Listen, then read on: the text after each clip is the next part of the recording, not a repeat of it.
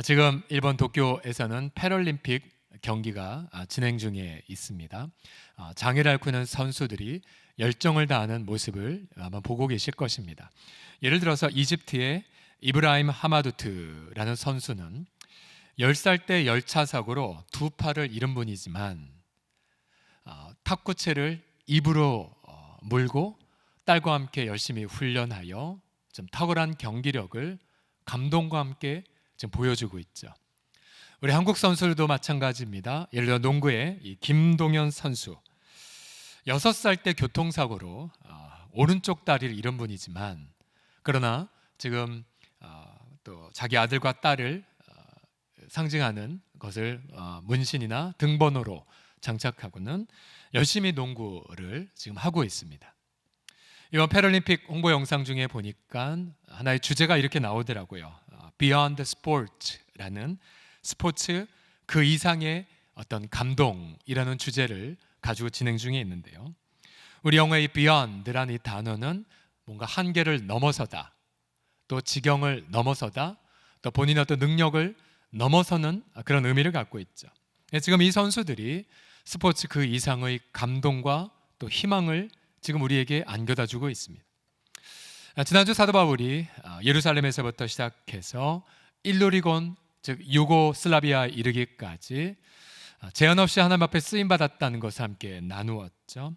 본래 바울의 고향은 길리기아 다소, 터키의 남동부 지방에 있는 작은 마을이었으나 또 예루살렘에서 공부를 하고 그리고 예수님을 만나자 그가 터키, 또 유럽을 지나 제한 없이 즉 지경을 넘어서는 그런 인생을 살고 있는 것을 보고 있죠. 그는 이제 로마 교회를 넘어서 저 멀리 스페인에까지 나아가기를 열망합니다. 15장 23절을 보시면 이제는 이 지방에 일할 곳이 없고 또 여러 해 전부터 언제든지 서바나 스페인을 뜻하는데요. 스페인으로 갈 때에 로마 교회 너희에게 가기를 바라고 있다라고 말하고 있습니다. 지금 현재 바울은 유럽에서 전달받은 구제연금을 가지고 예루살렘을 향하고 있는 와중에 로마서를 쓰고 있는데요. 마침내 그는 로마로 가게 되면 바로 그리스도의 충만한 복을 가져가게 될 줄을 확신한다라고 말합니다.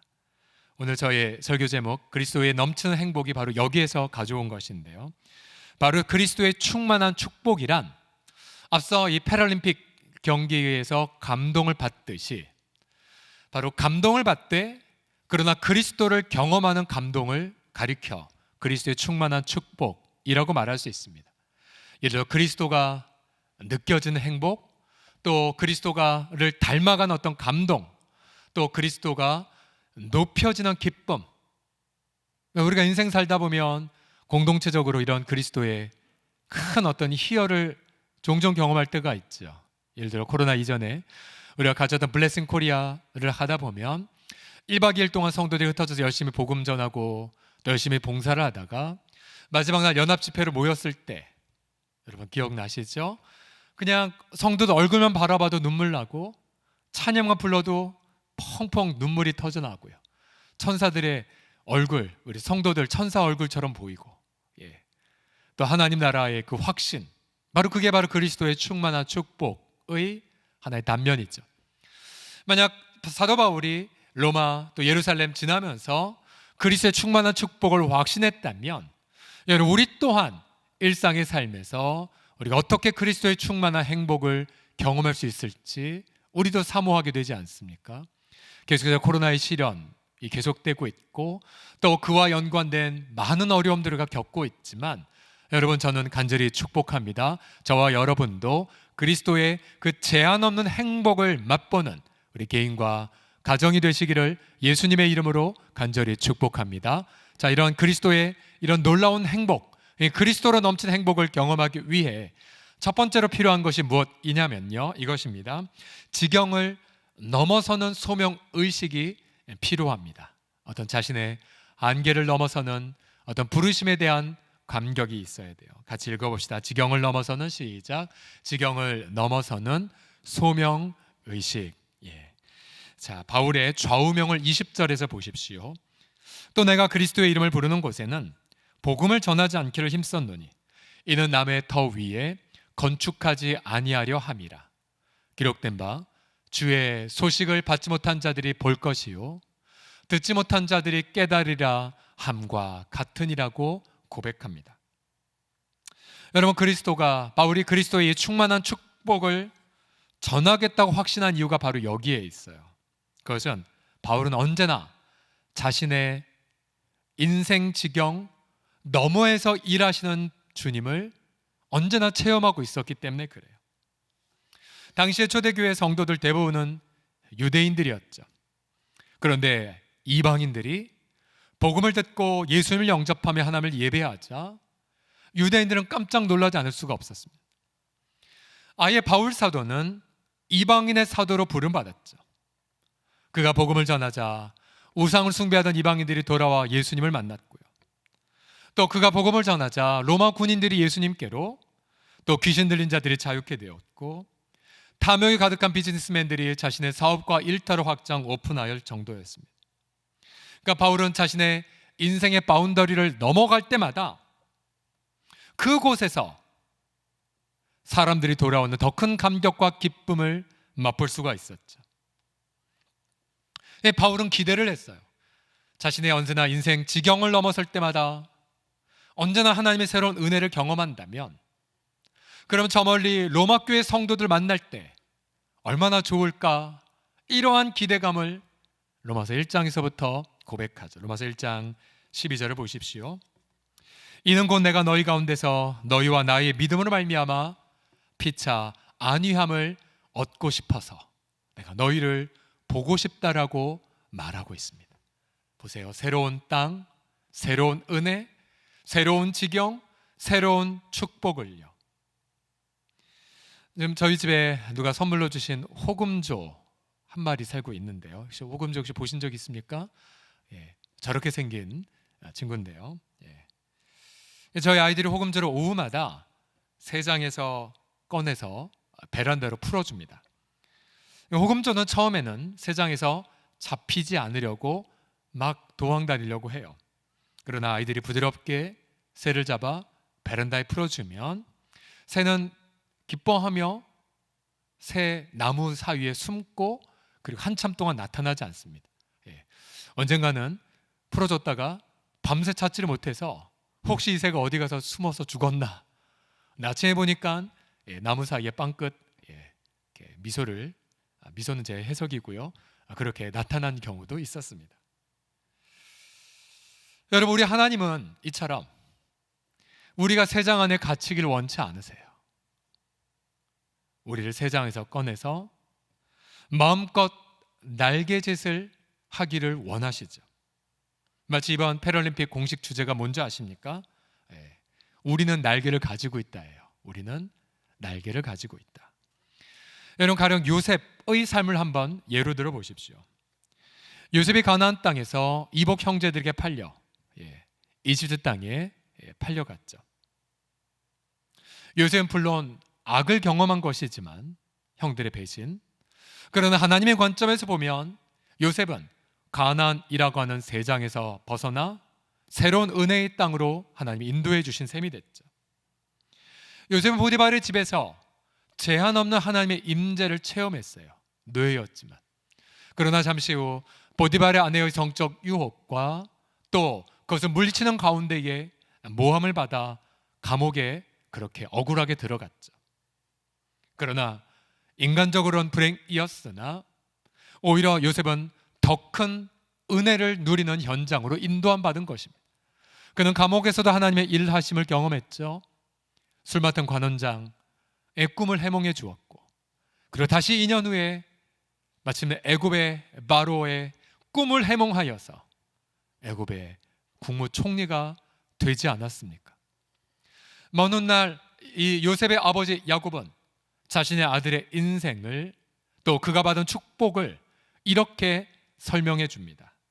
49장 창세기 22절을 보시면, 요셉은 무성한 가지 곧 샘 곁에 무성한 가지라 그 가지가 담을 넘었구나.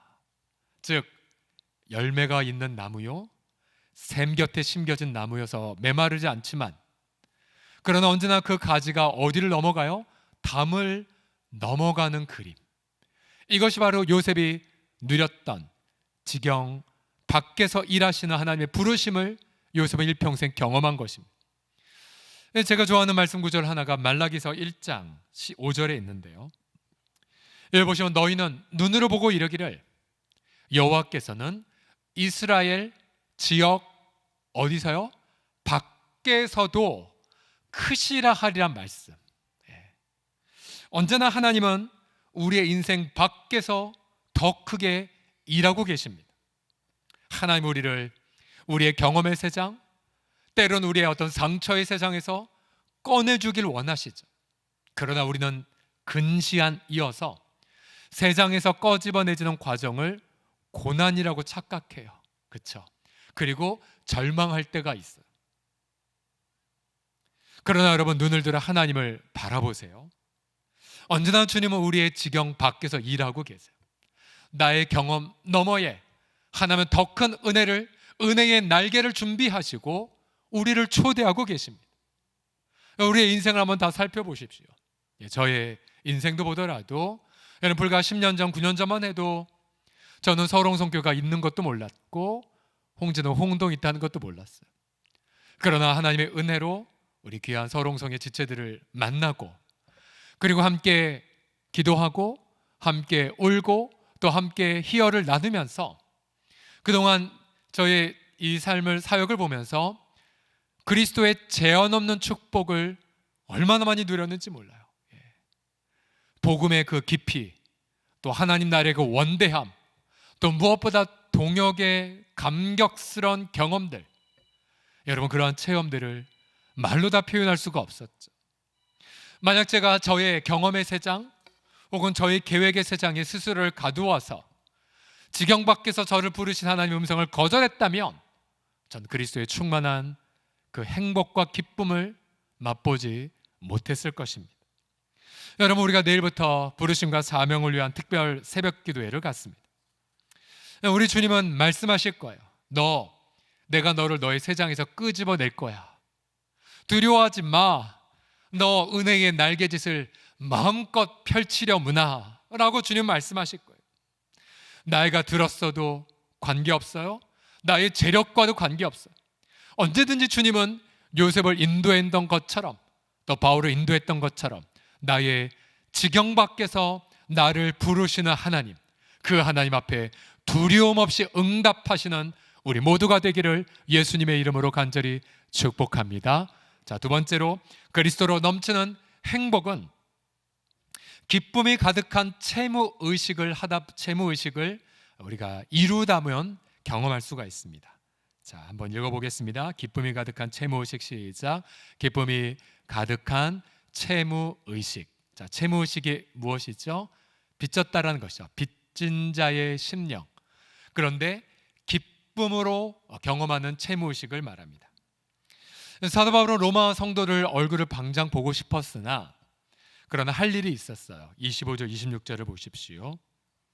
그러나 이제는 내가 성도를 섬기는 일로 예루살렘에 가노니 이는 마게도냐와 아가야 사람들이 예루살렘 성도 중 가난한 자들을 위하여 기쁘게 얼마를 연보하였음이라고 말합니다. 우리 다시 지도를 보시면요. 자, 그 당시에 이 마게도냐 지방, 지금 말하면 그리스의 북부 지방을 뜻하고요. 그 다음에 아가야 지방, 그 중심 도시 중에 하나가 고린도입니다. 고린도. 그런데 이 마게도냐와 아가야 지방에 있는 교회 성도들이 예루살렘에 사는 가난한 성도들을 향해 구제 헌금을 바울에게 부탁한 것입니다.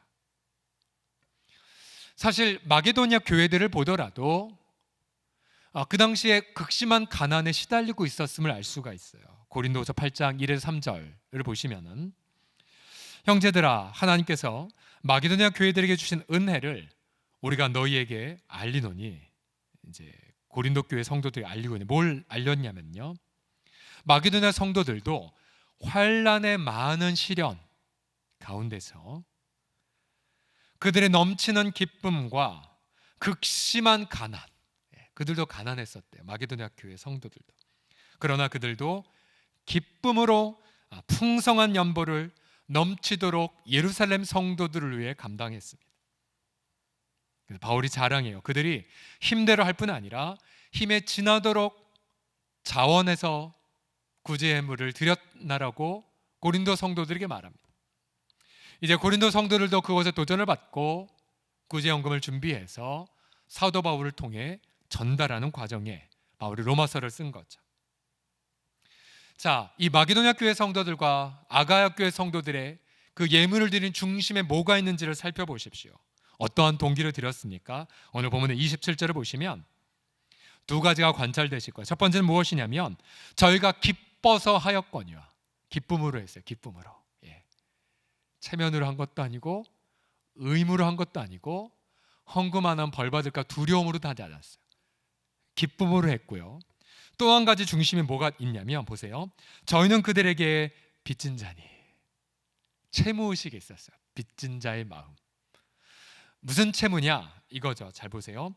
만일 이방인들이 그들의 영적인 것을 나눠 가졌으면 육적인 것으로 그들을 섬기는 것이 마땅하다고요. 이게 무슨 말이에요? 바울, 유대인들이죠. 그런데 바울을 비롯한 유대인들을 통해 이방인들은 예수님을 선물로 받았어요. 소망이 없었는데 천국 소망을 품었어요. 가난했는데 천국의 부요함을 누려요. 그러니까 너무 유대인들이 고마운 거예요. 저 양반들이 이렇게 먼 지방까지 와서 복음을 전해줬다니. 이 빚진 마음 어떻게 갚지? 그런데 예루살렘 성도들이 가난하다는 얘기를 들었어요. 그래? 이때 우리 빚 좀 갚자. 그래서 그들이 뭘로 갚았습니까? 기도와 사랑과 기쁨, 그리고 물질을 모아 갚으려고 했던 거죠. 사실 사도 바울도 유대인이었지만 그는 반대로 이방인들에게 이런 빚진 마음을 갖고 있었어요. 로마서 1장 14절을 보시면 헬라인이나 야만이나 지혜 있는 자나 어리석은 자에게 다 내가 빚진 자라. 그러므로 나는 할 수 있는 대로 로마에 있는 너희에게도 복음 전하기를 원하노라. 여러분, 바울은 또 무슨 빚을 진 거예요? 이것은 이거죠. 자기가 먼저 은혜를 받았어요. 은혜 받았기에 은혜 모르는 이방인들이 너무 불쌍했어요. 자기가 잘나서 먼저 받은 게 아니었거든요. 그래서 먼저 받은 입장에서 빨리 복음을 전하고 싶은 그러한 어떤 빚진 자의 마음이 바울에게 가득했던 거죠. 여러분, 결국 유대인들도 빚진 자의 마음, 이방인들도 빚진 마음, 여러분 이 빚진 마음을 가지고 사랑과 기쁨으로 복음을, 물질을 주고받았던 장면을 보십시오. 여러분, 이렇게 사랑이 가득한, 기쁨이 가득한 채무의식을 통해 오고감을 통하여 성도들이 뭘 경험했겠습니까? 바로 그리스도의 넘치는 행복을 가득히 경험했던 것입니다. 여러분, 언제나 하나님 나라는 이렇게 빚진 자의 마음으로 확장이 되고 그리스도의 기가 막힌 일하심도 이렇게 진행이 됩니다. 하나의 샘플을 예로 드릴까요? 예를 들어 인도네시아에서 사역하는 우리 정규재 안사라 선교사님의 사역을 보십시오. 사실 2016년에 그 아들 예일군이 약 7개월간 백혈병 투병을 하고 천국에 먼저 갔죠. 근데 이 친구가 죽어갈 때 엄마 아빠에게 유언을 남겼어요. 자기 때문에 선교사역 포기하지 말고 인도네시아에 가셔서 사역하시고 자기 먼저 천국 가서 기다릴 테니 사명을 감당하시란 유언을 남기고 먼저 천국에 갔죠. 두 분은 눈물로 자기 아들 가슴에 묻었어요. 그리고 인도네시아에 들어가서 유치원부터 시작이 되었고 해마다 학생 수는 배로 늘어서 올해 이번 학기에 이 엘샤다이 뮬리에 학교, 그러니까 전능자 하나님, 이 학교의 현재 인원은요, 유치원생이 72명, 초등학생이 438명, 중학생이 6명이나 됩니다. 아직 중학교 건물이 없어서 초등학교 건물을 빌리기 때문에 중학교생은 상대적으로 좀 적죠. 두 분이 학교 건립을 하기 전이었어요. 이제 본격적으로 학교 사역을 하기 이전에 우리 교회에 와서 부르심과 사명을 위한 특세를 하루 섬긴 적이 있었습니다. 그때만 하더라도 이 두 분은 어디에 사셨냐면 정글 한가운데에 막 벌레 나오는 막 허름한 곳에 사셨어요. 근데 두 분이 삶을 사시고 성경에서 말씀을 전하시고 나서 한 지체가 성령의 감동을 받고는 자기 자녀를 위해 준비해 놓은 물질을 선교사님의 집을 위해 드렸어요. 그리고 두 분은 큰 위로와 격려를 받고 이사를 가셨고, 그리고 특별히 사모님이 큰 격려와 위로를 받으셨습니다. 그렇게 이제 기독학교가 점점 세워지면서, 그러나 아직까지 건물이 없던 작년에 1월 달에 우리 가운데 한 지체가 마음의 감동을 받고는 귀한 예물을 드렸죠. 그리고 그 당시 시점은 인도네시아 그 학생들이 건물도 없는 정글 한복판 안에서 하나님 건물을 세워주십시오라고 학생들과 선교사님이 기도했던 시절이었습니다. 우리 성도가 드린 헌금이 마중물이 되었고, 학교 건물은 코로나 가운데서도 아름답게 올라가 완공을 보게 되었죠.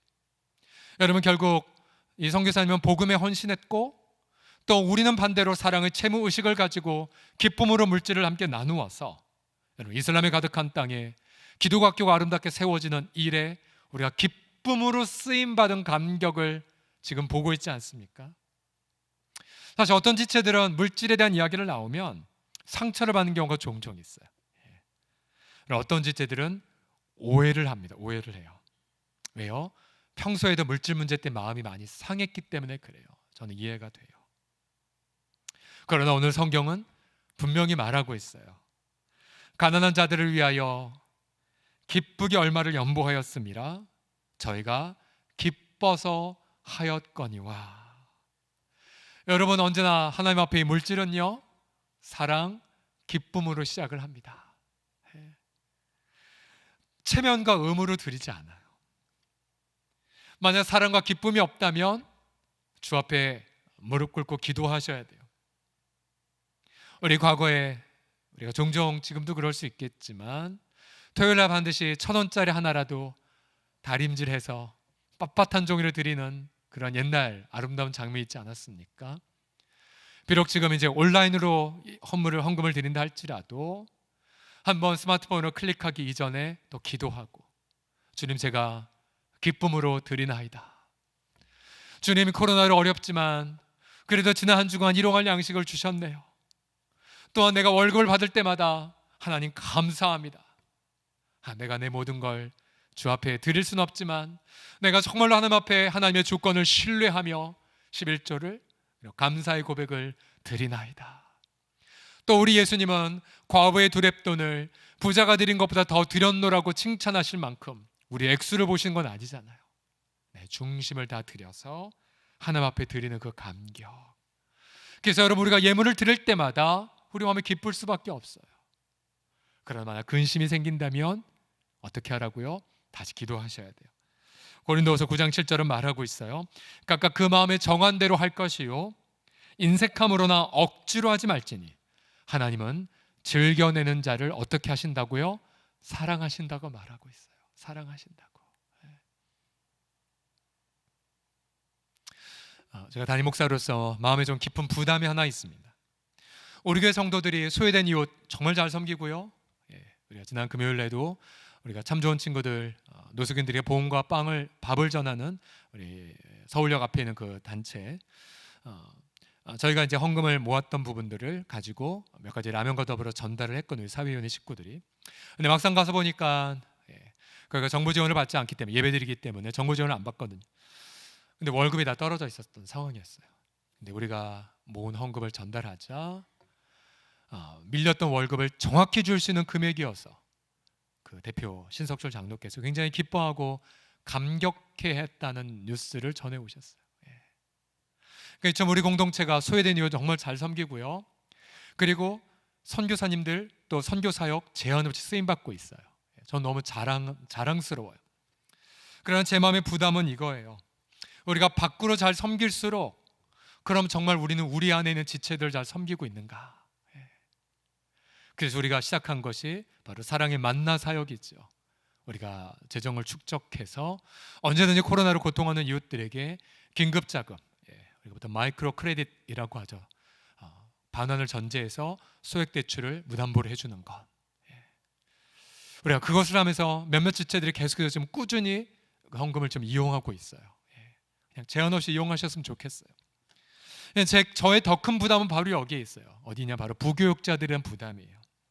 물론 우리 교회가 좋은 마인드로 그래도 다른 교회에 비해서는 어떤 사례비라든지 또 주택 지원에 있어서는 뭐 그래도 좀 앞서가는 교회라고 할 수가 있겠지만, 그러나 그 앞서간 기준이 벌써 더 10년 전이 넘어갔기 때문에 또 요즘 사회 기준으로 보면 또 저희가 점점점 처지는 것들을 많이 발견하게 돼요.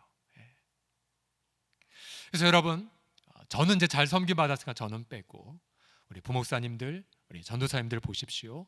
세상 기준으로 봐도 다 석사학위 이상 되는 엘리트들이세요. 세상으로 갔어도 탁월한 분들이지만 다 포기하고 복음 앞에 우직하게 헌신한 분들이세요. 때론 저들의 세상 친구들은 벌써 집도 사고 그렇게 잘 세상적 관점에서 승승장구 있을지 모르겠지만, 우리 목사님들은 유혹받지 않고 세상 사람 보기에 어리석은 보이는 길이지만 주님 섬기는 게 너무 좋아서 쓰임받는 감격이 너무나 커서 기쁨으로 헌신하고 있어요. 여러분, 그럼 우리가 뭘 해야 돼요?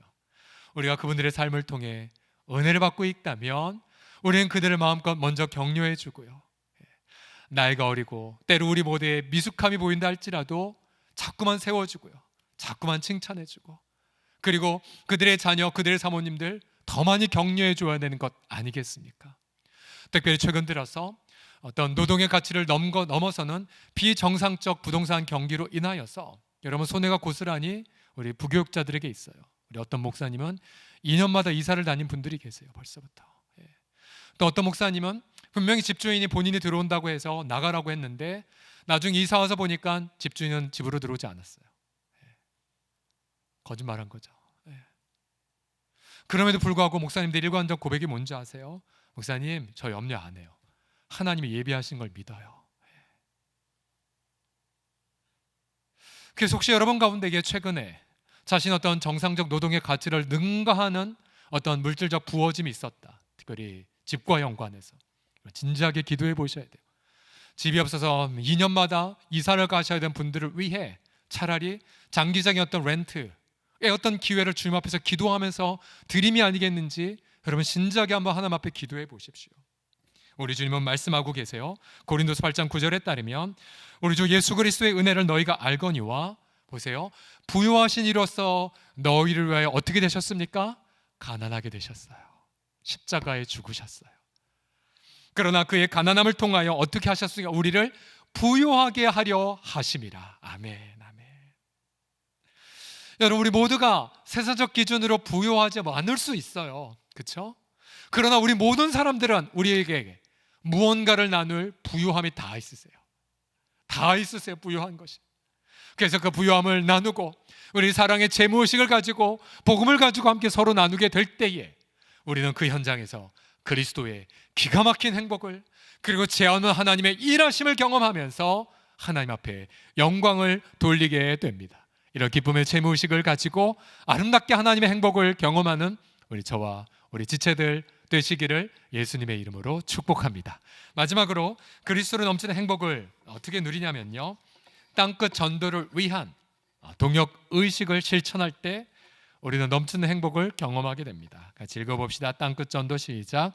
땅끝 전도를 위한 동역 의식.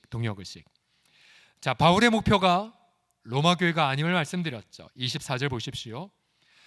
이는 지나가는 길에 너희를 보고, 로마 교회 성도들을 보고 먼저 너희와 사귐으로 얼마가는 기쁨을 가졌 후에 너희가 그리로, 스페인으로 보내주기를 바란다. 28절에도 보시면, 그러므로 내가 예루살렘 일을 마치고 나서 이 열매를 그들에게 확증한 이후에, 잘 드린 이후에 로마 교회 너에게 들렀다가 서바나로, 스페인으로 가리라.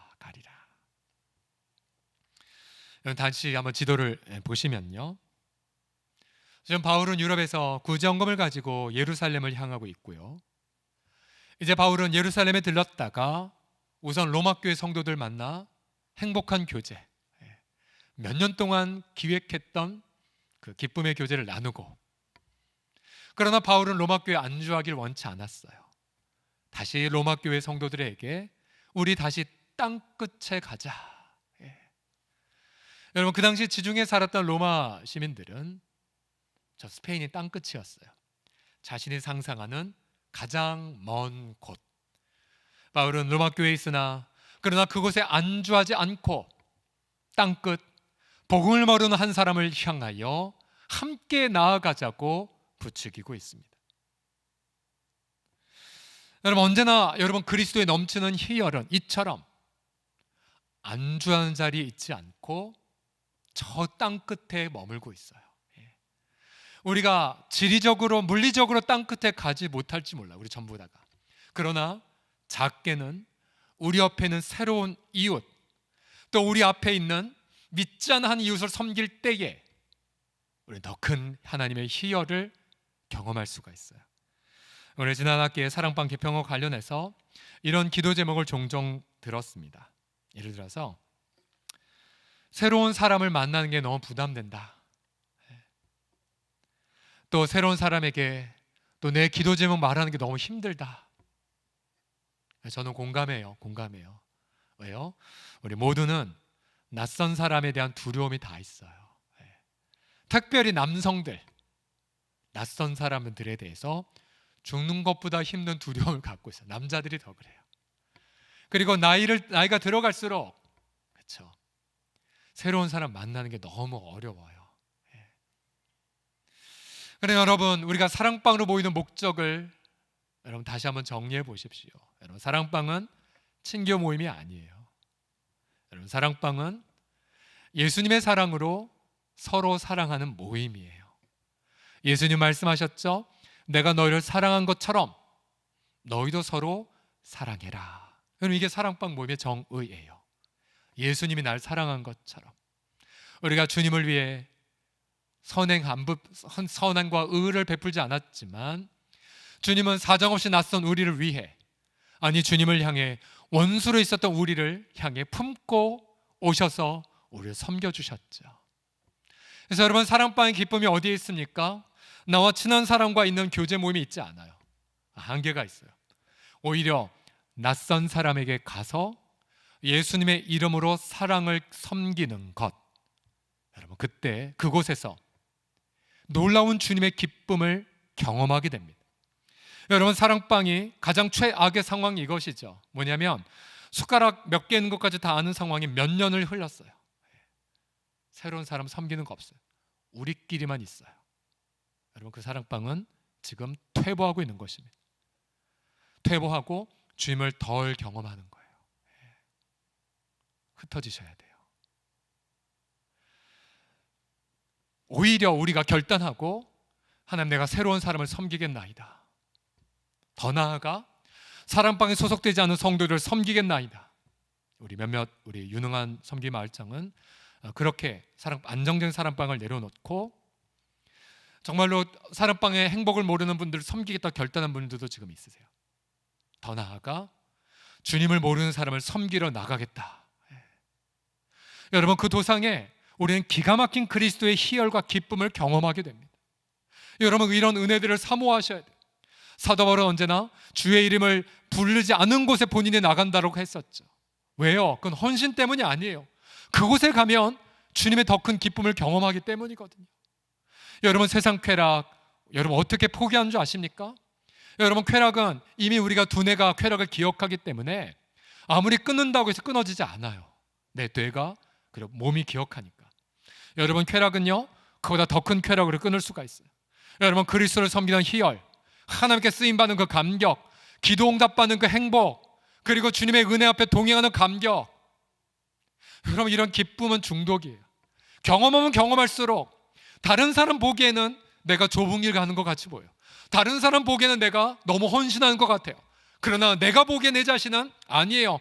기쁨을 위한 즐거운 선택에 불과하거든요. 여러분, 코로나로 다 움츠려 있지만, 그래서 여러분, 복음 전도는 절대로 멈추시면 안 돼요. 왜요? 거기에 주님의 충만한 축복을 기다리고 있거든요. 저는 이제 공개 입양 가정 이어서 여러 입양 가정과 교제를 나누는데요, 입양 가정 중에서도 믿는 분들끼리 모이는 입양 선교회도 있고요, 또 제가 속한 입양 기관을 통해서 제가 홀트에서 했는데, 홀통에서 크리스찬을 얼마든지 만날 수가 있어요. 근데 이상하게 하나님께서 연결해 주셔서 눈 떠보니까 주로 믿지 않는 분들이 많이 있는 입양가족 모임에 속해 있더라고요. 어떻게 이렇게 됐지? 그러니까 저희 막내 이제 말띠여서 말띠 모임을 하다 보니까 대부분 다 안 믿는 분들이 많으세요. 그런데 나중에 보니까 이분들 몇 번 저희 교회에서 모임도 했었고요. 저는 그들 앞에서 휘림이 아빠로 불리기를 원했지만 그분들이 먼저 목사님 사실 제가 교회 다니다 말았고요. 목사님 헌금 드릴게요. 목사님 기도해 주세요. 저와 제 아내가 이분들과 교제하고 섬기면서 이것 때문에 주님이 연결시키셨구나. 그들에게 복음 전하라고. 그러면서 그들과 교제하면서 그런 복음 전할 기회를 찾고 섬길 때마다 기뻐요. 너무 행복해요. 너무 감사해요.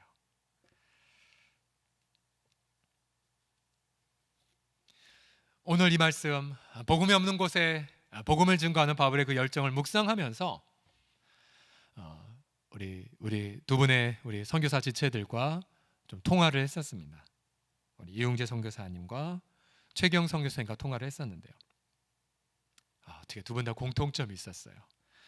현재 이웅재 선교사님은 지금 성경교회 또 코칭센터 너무너무 잘 되고 있는데 이제 그거를 후임 선교사에게 물려주시고 새로운 도시로 개척을 좀 준비하고 계십니다. 지금 현재 우리 선교사님은 다카시 남부에 있는 정말 서민들 사는 곳에 살고 계신데요. 한국 사람 한 분도 안 계시는 곳에 노야곤즈라는 곳에 계신데 선교사님은 그곳에서 다시 1시간 남쪽으로 내려가 나라양 간지라는 도시 자료 찾아보니까 황마 산업으로 유명한 수출 항구 도시라고 하더라고요. 공장도 있고 그러니까 우리로 치면 인천벌에 해당하는 도시인데요. 그곳에 글로리아 신학교의 제자들과 더불어서 내년 1월 달에 들어가셔서 그러니까 이사를 아예 하시는 거예요. 거기에 이사의 개척을 좀 기도한다고 말씀하고 계셨어요. 그럼 우리도 이 나라양간지라는 또 도시에 이제 들어갈 준비를 해야 되죠. 사실 이 다카시에 한국 사람 한 명도 없는 곳을 개척을 시작하셨을 때에 우리 성도들이 가서 기도해드리고 또 함께 동행해드리고 또 우리가 1년에 한 번씩 또 의료 선교를 함께 섬기고요. 그때마다 도역원지에 있는 마을 식구들이 이웅재 선교사와 코칭 센터를 바라보며 너무 고마워했어요. 언제 한국 사람 다시 오냐고, 언제 그 의사 선생님 오시냐고. 저희가 가면 특별히 도역원지 시장의 상인들과 친하고요. 또 어깨들이죠, 어깨들. 괜히 이렇게 폼 잡는 분들. 그럼 우리 성도들이 가서 그들과 또 교제를 해요. 그럼 또 그들이 알아서 우리를 지켜주는 경우도 많이 경험을 했습니다. 우리 선교사님은 신학교 교수의 자리 안주하지 않고 성경교를 개척했었고요. 8년 전에. 그리고 이제 이 부흥의 열매 안주하지 않고 또 새로운 곳으로 나아가고 있어요. 우리 최기영 선교사는 어떻게 보낸 줄 아십니까? 작년에 이 가운데 몇몇 지체들이 헌신을 하셔서 크레오바 소망교회를 아름답게 예배 건물을 올렸잖아요. 코로나 기간 동안에도 이 크레모바 소망교회는 예배를 멈추지 않았대요. 또 크레모바에 있는 영농센터 올해도 역시 토마토 등을 재배하고 판매해서 굉장히 많은 수익을 거두었습니다. 이 수익을 말씀드리면 너나 할 것 없이 연해주로 달려갈 것 같아 금액을 말씀드릴 수 없습니다. 그런데 선교사님은 이제 그 사역은 다 마무리됐다라고 고백을 하세요. 이미 그 작은 마을에 여러 선교사들이 계시거든요. 그리고는 새로운 도시 지도를 보시면요, 크레모바에서 맨 밑에 블라디보스톡 비행기 타고 내려가서 다시 1시간 반 2시간가량 올라가면 우스리스크, 러시아 고려인들이 중앙아시아로 끌려갔던 우리 홍범도 장군도 저기에서 열차로 강제로 중앙아시아로 소환됐던 그 아픔의 장소죠. 그리고 크레모바 지금 영농센터에 최경 선교사님 계시고요. 2주 전에 심야기도회 때 설교했던 우리 박진원 선교사 내외가 개척을 좀 위해 기도하시는 곳이 저 위에 치카로카 스비니아란 마을이고요. 그 다음에 최경 선교사가 다시 개척을 꿈꾸는 곳은 바로 아누치노라고 하는 도시입니다. 크레모바에서 차로 약 1시간 10분 정도 되는 약 읍 정도의 사이즈의 마을입니다. 이미 그 도시를 방문해서 집과 땅을 알아보고 있습니다. 크레모바에 있는 집은 복덕방에 내놓았대요. 그러면 저한테 부탁하는 부분이 선교사 목사님 또 우리 교회에서 보내주셔야 됩니다. 선교사를. 그리고 이 아누치노에 세워질 집과 이 땅은 바로 저희 후임을 위할 것인 거니까요. 그래서 벌써 다음 후임자를 위해 지금 벌써 준비하고 계십니다. 우리 사랑하는 서울홍성의 지체들이요, 우리 사랑하는 지체들이 이처럼 안주하지 않고 새로운 저마다의 땅끝을 향해 나아가고 있어요. 저들이 복음을 위해 헌신하고 있다면 우리가 여기 가만히 있으면 되겠습니까? 우리가 할 수 있는 것, 우선 기도죠. 그리고 우리가 사랑이죠. 그리고 격려죠. 그리고 내가 할 수 있는 것을 함께 나누는 부분들. 그래서 우리는 이런 아름다운 그런 서로 간의 동역을 통해서 우리가 꿈꾸는 건 단 한 가지죠. 하나님, 우리가 세상 안에 갇혀 있는 것이 아니라 정말 하나님의 제한 없는 하나님의 은혜의 일하심을 우리가 경험하게 하여 주시옵소서. 하나님, 그리스도의 그 제한 없는 기쁨을 누리게 하여 주소서. 하나님, 그리스도가 넘치는 그 닮아가는 행복을 맛보게 하여 주시옵소서. 그래서 우리 질그릇에 불과한 우리들이지만 나와 우리 공동체, 우리 자녀들, 그리고 우리 교회를 통하여서 한계가 없는 하나님 나라의 그 일하심을 우리 민족과 열방 가운데에 아름답게 드러내 쓰임받는 그리스도의 충만한 축복의 공동체, 또 그러한 공동체 제물 위해 기도하는 이 한 주간 맞이하시기를 예수님의 이름으로 축복합니다. 기도하겠습니다.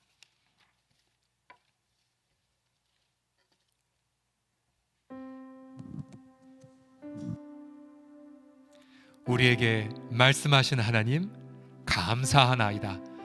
우리를 위로하시고 우리를 자유케 하시며 소망을 주신 하나님 송축하나이다. 은혜의 손 나를 품으시사 때론 고난의 이름으로, 그러나 때론 연단의 이름으로 우리 세상 밖에서 꺼내시사 그 광대하신 하나님의 영광과 만나게 하신 하나님, 나의 인생을 주 앞에 맡겨 바치나이다. 나의 눈물도 나의 고통도 하나님의 선하심 앞에 맡겨 드리나이다. 우리 인생을 통해 하나님 갈망합니다. 제한 없는 그리스도의 영광 나타내 보여 주시옵소서. 예수님의 이름으로